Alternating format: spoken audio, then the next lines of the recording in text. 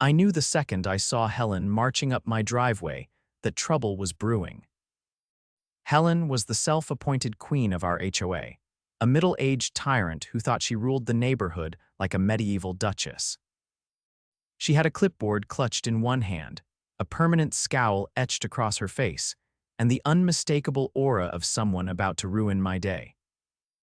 I leaned against my RV, arms crossed, waiting for the inevitable complaint. "Samuel," she started, her tone dripping with faux politeness, "I've received multiple complaints about this thing parked in your driveway." She waved a manicured hand at my RV like it was a pile of garbage instead of my pride and joy. I arched an eyebrow. "My RV, the one that's legally parked on my property." Helen pursed her lips like she had just sucked on a lemon. "It's an eyesore. It disrupts the aesthetic of the neighborhood. The HOA has rules about this." I fought back a grin. "Helen, I've read the bylaws front to back. Nowhere does it say I can't park my RV in my driveway." She sniffed, unimpressed. "Well, I was just about to propose a new rule at the next HOA meeting, banning large vehicles from driveways. It's for the betterment of the community, Samuel." Ah, there it was. Helen's favorite move, making up rules as she went and expecting everyone to fall in line. "You can't enforce a rule that doesn't exist," I pointed out. "Yet," she said with a smug smile. "But I have the votes, so I suggest you move it now before you start racking up fines." I could feel my blood pressure rising, but I wasn't going to give Helen the satisfaction of seeing me lose my cool. Instead, I gave her a slow nod. "All right, Helen, I'll move it." Her expression shifted from smug to victorious. She spun on her heel and strutted back to her house, probably already drafting a new HOA email to announce her latest power grab. But she had underestimated me. If Helen wanted to play games, I was more than happy to play along. And I was going to make sure she regretted ever messing with me. The moment Helen walked away, I pulled out my phone and started making calls. If she thought she could just invent a rule and force me to comply, she had another thing coming. I wasn't about to let some power-hungry HOA busybody dictate what I did with my own property. I reached out to a lawyer friend of mine, Mark, who specialized in property law. He confirmed what I already knew: HOAs couldn't enforce rules retroactively, and any new regulations couldn't be applied to existing situations without a clear process. Helen's little stunt had no legal standing, but I needed to ensure she didn't manipulate things in her favor. Next, I drove down to City Hall to check the local zoning laws. The city allowed RVs to be parked in private driveways as long as they weren't blocking sidewalks or fire hydrants. Mine was well within my property line, so there was nothing Helen or her minions could do about it. With my legal bases covered, it was time for some strategic payback. That evening, I carefully backed my RV out of my driveway, drove it around the block, and parked it in the perfect spot directly in front of Helen's house. Legally, public street parking was fair game as long as I moved the vehicle every 72 hours. I had every intention of following that rule to the letter. Just to add a little extra flair, I made sure the RV's generator was running loud enough to be noticed, but not violating any noise ordinances. Helen wanted to play games. I was more than happy to bring the board and the pieces. The next morning, I sipped my coffee on my porch as I watched Helen storm out of her house, her expression a mix of outrage and disbelief. She marched right up to the RV, hands on her hips, glaring at it like she could will it away through sheer indignation. Then, predictably, she spun around and stomped toward my house. I was already waiting for her on my front steps. "Samuel," she snapped, barely containing her fury. "What is this?" "What's what?" I asked, feigning innocence. "You know exactly what I'm talking about. You moved your RV in front of my house." "Oh, that," I shrugged. "You told me to move it, so I did." Her face turned an impressive shade of red. "This is harassment." "Actually, Helen, it's just public parking, no rules against it, I checked," she sputtered, clearly grasping for an argument. "You can't leave it here." "It's noisy, it's ugly, and it's blocking my view." I took a slow sip of my coffee. Sounds like the same complaints you had about it in my driveway. Funny how that works. Helen's hands clenched into fists. I will have this towed. You won't, I countered easily, because towing a legally parked vehicle would be illegal. And if you try, I'll press charges for vehicle theft. She opened her mouth, then closed it. She knew I was right, her expression twisted into something venomous. You think you're clever, don't you? Not at all, I said with an easy smile, just playing by the same rules you love so much. With that, I turned and went back inside, leaving her fuming on my front lawn. But I wasn't done yet. I made sure to move the RV every 72 hours to comply with parking laws, but each time, I found another spot near Helen's house. Sometimes right in front of her driveway, without blocking it, of course. Sometimes a little further down the street, but still in perfect view of her kitchen window. The generator hummed just enough to be a persistent annoyance. I made sure to schedule its operation at the most inconvenient times early in the morning, right before she had her daily coffee on the porch, or during the evenings when she hosted her pretentious book club. The neighborhood started taking notice. Some of my neighbors, who had also been on the receiving end of Helen's overreach, found the whole situation hilarious. A few even offered me their driveways to park in if I ever needed a change of scenery. Helen, on the other hand, was unraveling. She called an emergency HOA meeting, trying to push through the new rule about RV parking. But I had anticipated this. I rallied the neighbors, presenting the legal research I had gathered. I made it clear that Helen had no authority to enforce retroactive rules, and that her power grab was nothing more than personal spite. The vote didn't go her way. Furious but outmaneuvered, Helen resorted to filing noise complaints with the city. Unfortunately for her, my generator was within legal decibel limits. When the city inspector came out, he found no violations. With no other options, Helen finally broke. One morning, I woke up to find a passive-aggressive note taped to my RV windshield. Fine. You win, just move the damn thing. I let it sit there for a few hours before finally relocating the RV right back into my driveway, where it had been all along. Helen never bothered me about it again. The fallout from Helen's defeat rippled through the neighborhood. Her once iron grip over the HOA had been severely weakened, and people were starting to openly question her authority. For the first time in years, residents who had been too intimidated to push back against her ridiculous rules were finding their voices. I thought that might be the end of it, but Helen wasn't the type to accept a loss gracefully. She might have backed down on the RV issue, but she was already scheming her next move. A few days after her passive-aggressive surrender note, I noticed a city inspector poking around my property. He was taking pictures of my yard, jotting things down on a clipboard, and generally looking like someone on a mission. I stepped outside and greeted him with a friendly nod. When I asked what brought him by, he explained that there had been an anonymous complaint about multiple code violations on my property. Anonymous, my ass.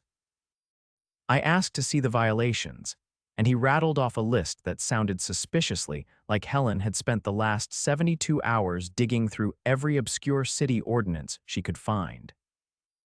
According to the complaint, my lawn was allegedly overgrown. It wasn't. My fence was supposedly not up to code. It had been there for 10 years without issue. And there was a claim that I was running an unlicensed business out of my garage. That last one made me laugh. I invited the inspector to take a closer look at everything himself.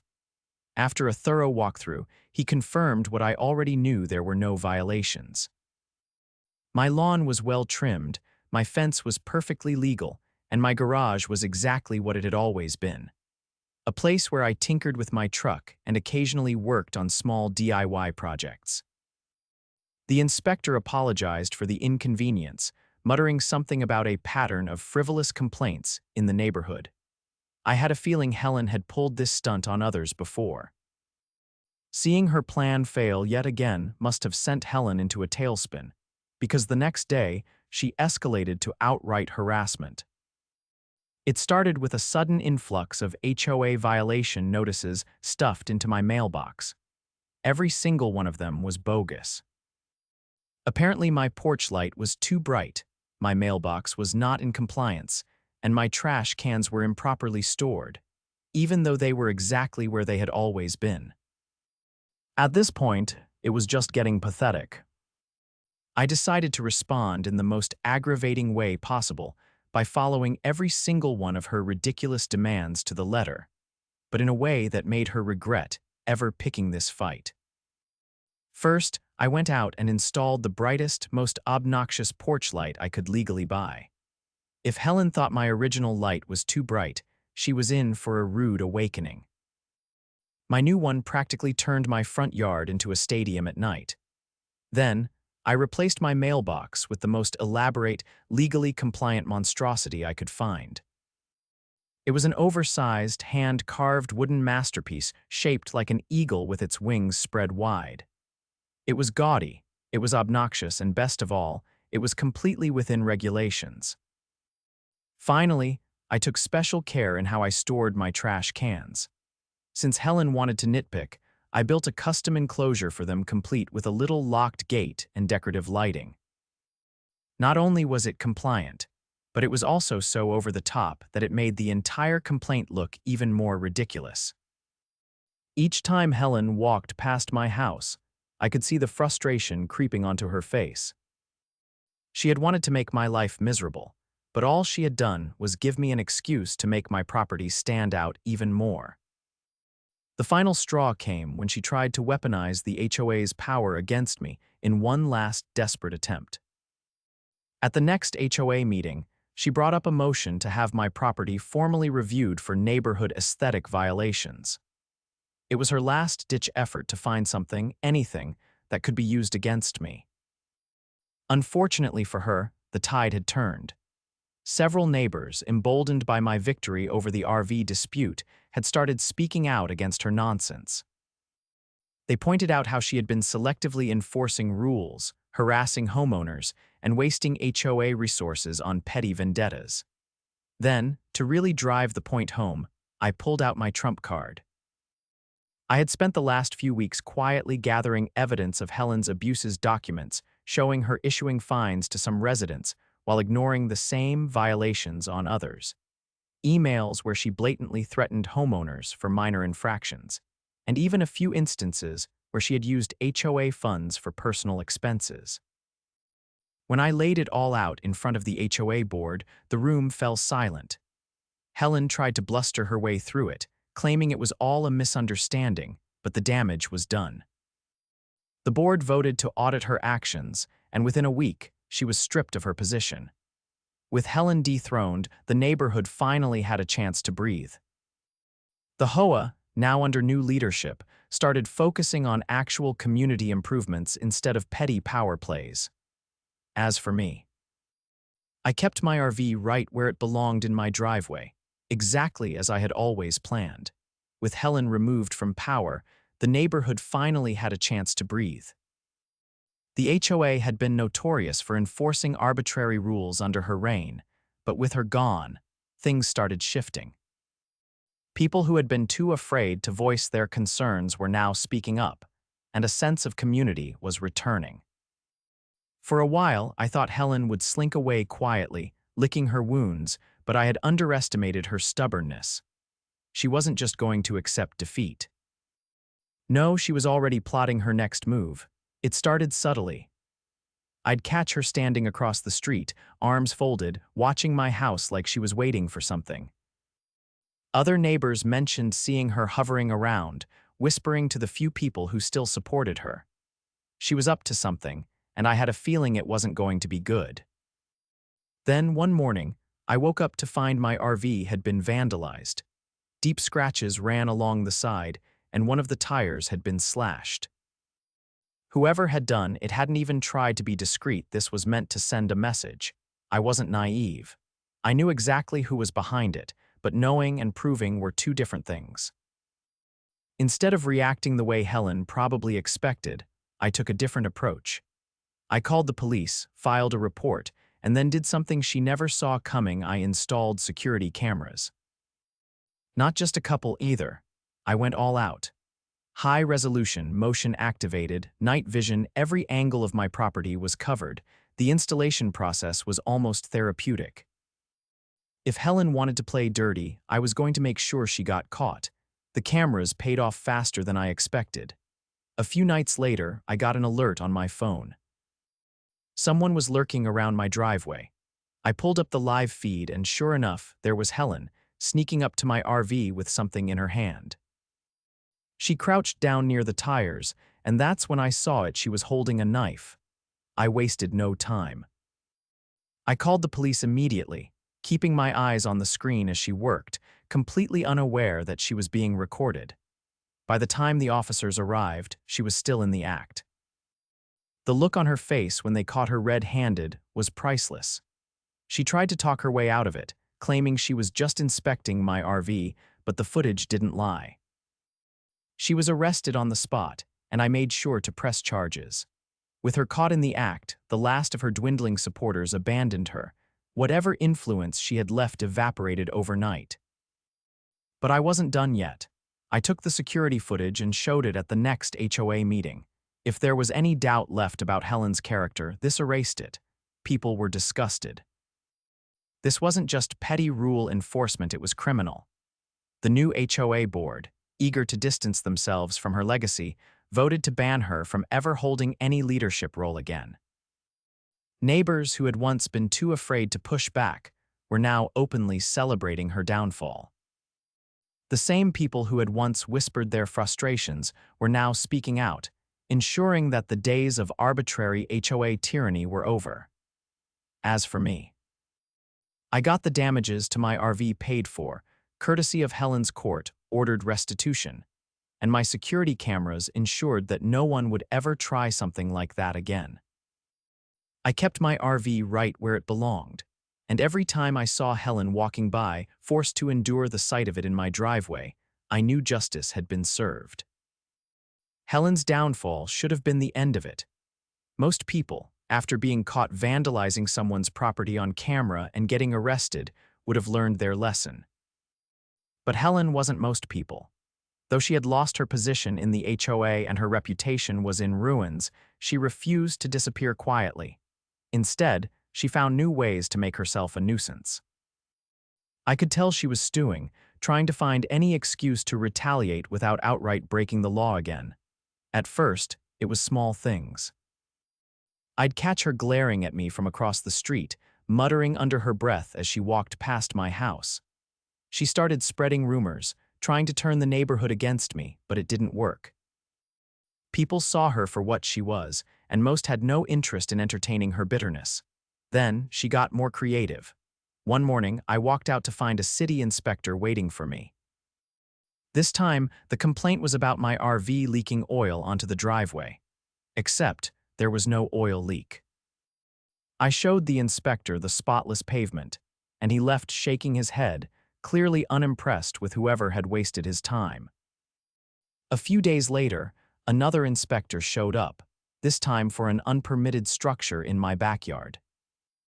I walked them around, pointed out that nothing had changed in years, and they left without issue. Helen was trying to bury me in complaints, hoping that eventually something would stick. I decided to turn the tables. Instead of getting frustrated, I started documenting everything. Every bogus complaint, every visit from the city, every time I caught Helen snooping around.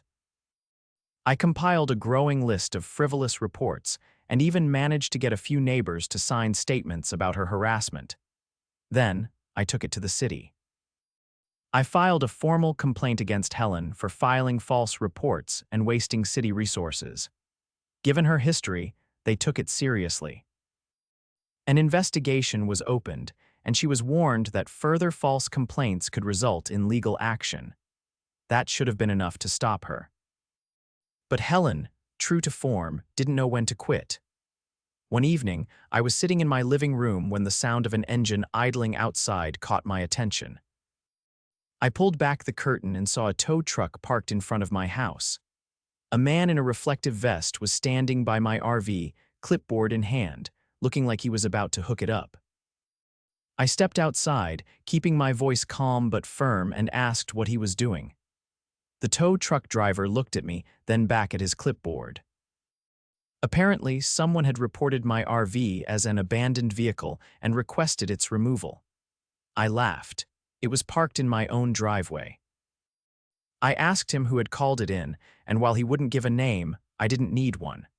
There was only one person petty enough to pull a stunt like this. I pointed out that the RV was clearly on private property and that towing it would be illegal. The driver hesitated, then nodded, realizing he had been set up.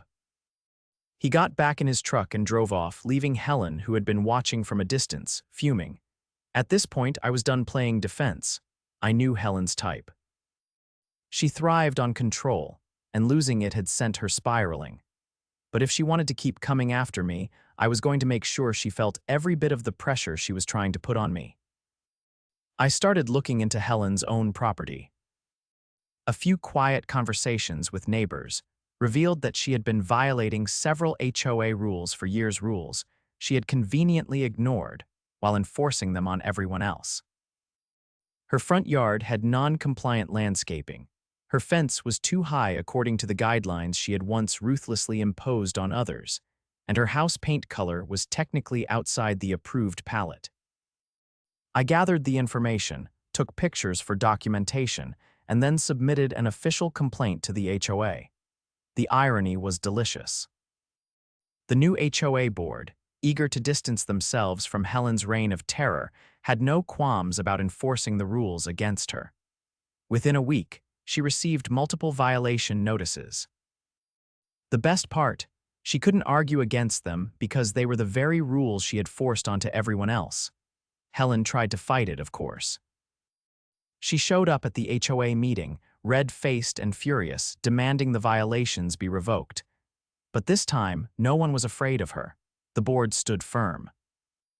She had 2 weeks to fix the violations or face escalating fines. Seeing her finally on the receiving end of the nonsense she had inflicted on others was the most satisfying thing I had ever witnessed. She tried one last desperate move. She put her house up for sale. Part of me thought she might leave quietly, lick her wounds, and start fresh somewhere else. But Helen, being Helen, couldn't resist one final act of pettiness. A week before her official move-out date, my RV mysteriously disappeared. I woke up one morning and it was just gone. No warning, no explanation, just an empty driveway. I immediately pulled up my security footage and sure enough, there she was. In the dead of night, Helen had hired a private towing company to illegally remove my RV. I wasted no time. I called the police, reported it stolen, and handed over the footage. Helen was arrested before she even finished packing her moving truck. The sight of her being led away in handcuffs, neighbors watching from their porches, was the perfect ending to her reign of terror. The best part: since she had illegally towed my RV, she was on the hook for all the damages and legal fees. By the time she was released, she had no choice but to sell her house at a loss just to cover the costs. When she finally drove away for good, the entire neighborhood let out a collective sigh of relief. With Helen gone, things settled back into a peaceful rhythm. The HOA, under new leadership, focused on actual improvements instead of pointless power plays. As for me, I parked my RV right back in my driveway where it had always belonged. And this time, there was no one left to tell me otherwise. With Helen finally out of the neighborhood, things settled into a new, calmer rhythm. The air felt lighter and people seemed happier. The HOA meetings became productive instead of battlegrounds, and for the first time in years, the board was actually working on meaningful improvements, better street maintenance, community events, and even discussions about adding a dog park. Without Helen's iron grip, homeowners who had once felt trapped under her rule started taking back their properties. People repainted their homes in colors she never would have approved, set up patio furniture that had previously earned them fines, and even put up decorations that had once been deemed too gaudy under her reign. It was as if the entire neighborhood had exhaled all at once. I was enjoying the peace, but I wasn't about to let my guard down completely. Helen may have been gone, but I had learned my lesson about HOA politics. There was always a chance someone else might try to step into her shoes. I made sure to stay involved, attending every HOA meeting and keeping an eye on how things were being run. Fortunately, the new president, a retired firefighter named Tom, had zero interest in the kind of power games Helen had played. He focused on making things fair and transparent, ensuring that no one could ever pull the kind of stunts she had. One afternoon, as I was washing my RV, my neighbor, Lisa, walked over with a grin. She had been one of the most vocal opponents of Helen, and if anyone had enjoyed watching her downfall as much as I did, it was her. She leaned against my fence and chuckled. I still can't believe she actually got arrested. I mean, I knew she was a control freak, but stealing your RV, that was next-level insanity. I nodded, still amused by the sheer audacity of it. She really thought she could get away with it. If she had just let it go, she could have left quietly, but she had to take one last shot. Lisa shook her head. Well, good riddance. The whole neighborhood's better off without her. As we talked, another neighbor, Dave, strolled over, wiping his hands on a rag. He was the guy everyone went to when they needed help fixing something, and he had spent years butting heads with Helen over every minor thing she could nitpick. I heard the house sold, he said, nodding toward Helen's old property. New owners are moving in next week. That caught my attention. You know anything about them? Dave shrugged. Young couple. From what I hear, they're laid back, just looking for a quiet place to settle down, no interest in HOA politics. That was a relief. The last thing anyone wanted was another Helen moving in and trying to pick up where she left off.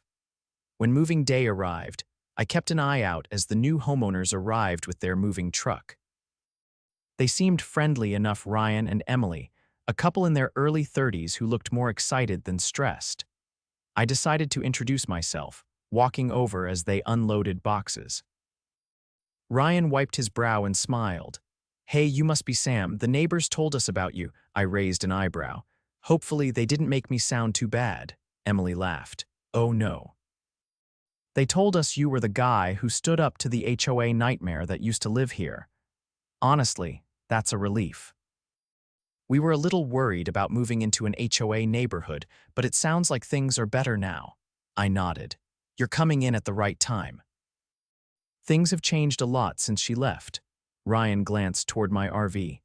I gotta say, I love that you've got that parked right in your driveway. My dad had one growing up, and we used to take road trips every summer. Emily leaned in conspiratorially. Don't tell anyone yet, but we're thinking about getting one too. I chuckled. You'll fit in just fine around here. As the weeks passed, it became clear that Ryan and Emily were exactly what the neighborhood needed: a breath of fresh air. They got along with everyone, joined in on community events, and even hosted a barbecue that brought more people together than any HOA meeting ever had. The house that had once been a symbol of control and manipulation was now a place of warmth and welcome. One evening, as I sat on my porch watching the sunset, Tom walked over and sat down next to me. You did the neighborhood a favor, you know, he said, sipping from his coffee. I glanced at him. How do you figure? He gestured around. People were scared to stand up to her. You showed them that they didn't have to take her nonsense. If you hadn't pushed back, she'd still be running this place into the ground. I thought about that for a moment. I had never set out to lead a neighborhood revolution. I had just wanted to park my RV in peace. But somehow, in standing up for myself, I had helped change things for everyone. Tom stood up and stretched. Well, I just wanted to say thanks. You ever want to run for HOA president, you'd have my vote. I laughed. Not a chance. He chuckled and walked off, leaving me to enjoy the quiet. For the first time in a long time, the neighborhood felt like home again. There was no more tension, no more walking on eggshells, no more ridiculous fines or threats. Helen had tried to control everything, but in the end, she had lost everything. And as I leaned back in my chair, watching the last rays of sunlight fade, I knew one thing for certain: my RV wasn't going anywhere.